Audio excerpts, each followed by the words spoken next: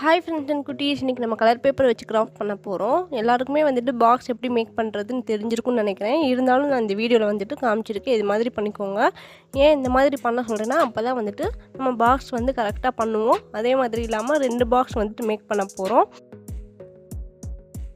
பண்ணுறதுக்கு நான் 15x15 சென்டிமீட்டரில் வந்துட்டு பேப்பர் எடுத்திருக்கேன். இது மாதிரி கரெக்டாக 2 அளவுக்கு பேப்பர் எடுத்துக்கோங்க. உங்களுக்கு பிடிச்ச கலரில் 2 எடுத்துக்கோங்க. இப்போ இதே மாதிரி 2 பாக்ஸ் நம்ம வந்து மேக் பண்ணியாச்சு. இப்போ ஒரு கலர் பேப்பரை வந்துட்டு நார்மலாக வந்துட்டு கொஞ்சம் ஹைட்டில் கட் பண்ணி எடுத்துக்கோங்க.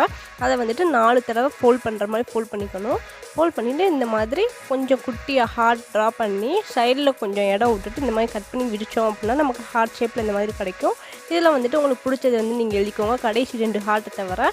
ஏன் அப்படின்னா இந்த ஹார்ட்டில் தான் நம்ம வந்துட்டு கம் வச்சு இன்னொரு பாக்ஸ்லேயும் வந்துட்டு ஃபிக்ஸ் பண்ணிக்க போகிறோம். அவ்வளோதான், நம்ம ஈஸியாக வந்துட்டு மெசேஜ் பாக்ஸ் வந்து ரெடி பண்ணியாச்சு. நீங்களும் ட்ரை பண்ணி பாருங்கள். இந்த வீடியோ பிடிச்சிருந்தா லைக் பண்ணிக்கோங்க, நம்ம சேனல் சப்ஸ்கிரைப் பண்ணிக்கோங்க. தேங்க்யூ.